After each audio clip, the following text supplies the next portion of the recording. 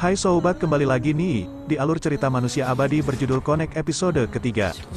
Pada episode sebelumnya Dongsu, yang ingin tahu orang tersebut yang mengambil matanya, namun tak kunjung dia temui. Dan makin maraknya korban pembunuhan di sini Dongsu, mulai mengetahui sosok orang misterius yang bernama Jin, si orang pembunuh berdarah dingin. Kita awali cerita mulai Jin, seorang pembunuh berdarah dingin yang tak pernah kasih ampun ke orang. Jin yang habis membunuh perempuan dan pria tersebut, Jin lalu kabur. Dikarenakan ada sosok yang mengejar, Jin pun sembunyi di toilet. Dongsu lalu mengejar Jin ke dalam kantor dan mencari Jin yang sedang sembunyi. Di sini Dongsu mengetahui Jin yang lagi sembunyi di toilet. Dongsu namun salah orang, dikirain itu pembunuh berdarah dingin tersebut. Dongsu lalu mencari mantel yang dia pakai waktu membunuh, tapi tak ditemukan. Di sini Dongsu mulai curiga yang di dalam toilet tersebut. Dongsu lalu mencoba melihat dari atas toilet. Jin lalu menusuk tangannya Dongsu. Tak selang lama pria yang tadi keluar melaporkan ke security. Dongsu lalu ditangkap oleh security dan jadikan tersangka pembunuhan di kantor tersebut. Saat mau ditangkap, Dongsu mencoba menarik Jin namun tak terjangkau. Jin melihat keanehan kepada sosok yang tadi ditusuk. Lukanya sembuh secara sekejap. Dongsu lalu dibawa security tersebut. Dikarenakan suasana udah terasa aman, Jin lalu keluar dari toilet itu. Ketika Dongsu hendak dibawa turun, teman perempuan yang dibunuh melihat Dongsu, lalu Dongsu dipaksa oleh si perempuan itu untuk membuka tutup matanya. Hal tersebut sontak orang-orang ramai melihat Dongsu yang tidak ada bola matanya. Di sini Dongsu dituduh telah membunuh temannya itu dan dibawa turun oleh security tersebut. Jin pun memikirkan kejadian tersebut yang sangat aneh terjadi. Lukanya sembuh secara sekejap, dan Jin berpura-pura tak tahu ada kejadian itu. Saat Dongsu mau dibawa ke polisi, Lee pun datang menyelamatkan Dongsu, dan menyetrum security tersebut. Dong dan Lee lalu kabur dari kantor itu. Di sini Dongsu sangat-sangat berterima kasih kepada Lee yang selalu menyelamatkan dia yang ketiga kalinya.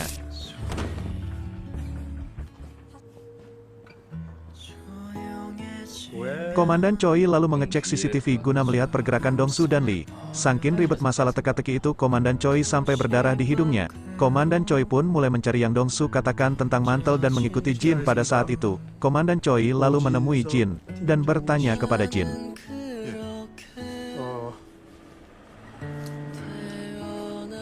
Di sini Jin diinterogasi oleh Komandan Choi, dan Jin ditunjukin foto Dongsu oleh Komandan Choi dikarenakan dia selalu mengejar Jin. Komandan Choi lalu menanyakan kepada Jin tentang mantel tersebut yang Jin bawa. Saat mau mengetahui mantel yang Jin bawa, teman perempuan tersebut memarahi Komandan Choi. Di sini Komandan Choi gagal mengetahui mantel yang dipakai Jin. Komandan Choi lalu pergi dari kantor tersebut. Setelah selamat dari penangkapan dan kabur Dongsu, membawa Lee ke rumah. Dongsu lalu membuat minuman secangkir teh.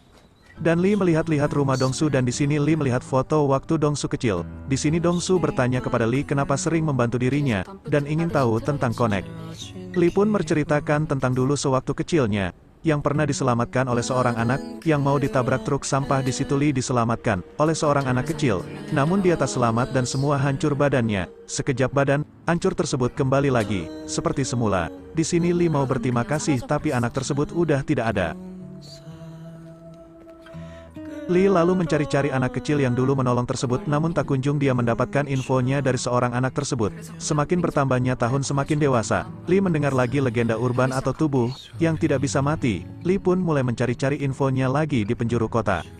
Dikarenakan Lee seorang penulis novel ingin tahu tentang manusia abadi tersebut, Lee mencoba mencari organisasi yang sangat terkenal di kotanya dikarenakan dia mengetahui pernah menemukan seorang yang tidak bisa mati. Disitulah Lee mencoba mencari tahu dengan menanyakan ketua organisasi. Dengan mewawancarai ketua organisasi tersebut, di sini Lee memasang alat penyadap di dalam ruangan di organisasi tersebut untuk mengetahui gerak-geriknya. Disinilah Lee menemukan Dongsu, sosok manusia abadi, dan Lee mulai menjadi asisten Dongsu untuk membongkar kasus pembunuhan yang marak di kotanya. Dongsu lalu menceritakan tentang matanya yang diambil oleh pembunuh kepada Lee. Komandan Choi pun merasa kesal karena interogasi tidak membuahkan hasil karena ada teman yang dibunuh. Komandan Choi pun keluar dari kantor itu. Dan di sini Lee mencoba untuk menghilangkan identitas Dongsu dengan mengganti penutup matanya dengan kacamata. Karena Dongsu menjadi buron oleh kepolisian karena disangka Dongsu yang membunuh kedua orang tersebut. Di sini Lee mulai percaya dikarenakan Dongsu mulai merasakan kesakitan di matanya. Dikarenakan Jin mendengar lagunya Jin di jejaring YouTube, lagu Dongsu yang diaransemen oleh orang bernama Z, penyanyi terkenal tersebut.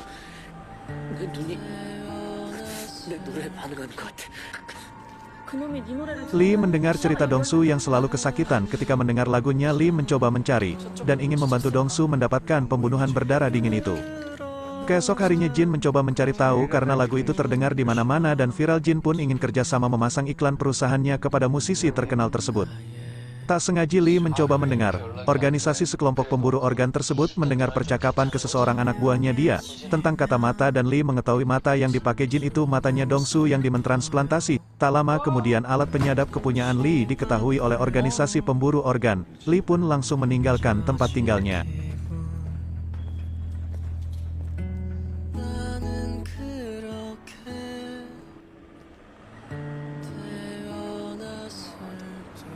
Lee lalu mencari orang yang memata-matai Jin. Sampailah Lee di tempat pelaku tersebut di atas apartemen yang Dongsu cari-cari keberadaan orang pembunuhan tersebut. Lee pun memberitahu kepada Dongsu, namun Dongsu matanya berinteraksi dan melihat Jin menggambar dirinya. Jin sepulang kerja mulai memikirkan lagi karya seni manusia lagi, namun dikarenakan Jin mempunyai penyakit kanker. Dengan kesakitan Jin menggambar sosok Dongsu dan ketiga anak kecil yang akan dijadikan karya seni manusia, karena Dongsu mengetahui. Dongsu langsung mencari ketiga anak kecil itu dan ingin menemui Jin tersebut.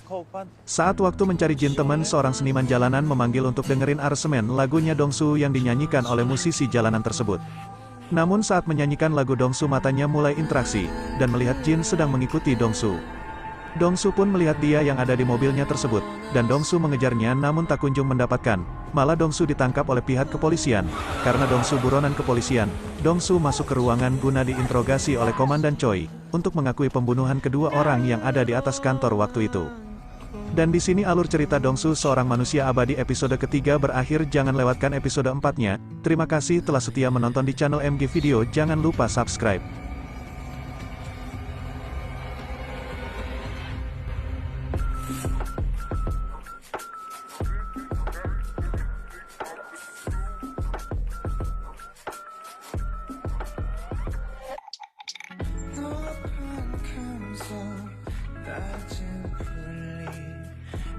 부딪히고 문지르며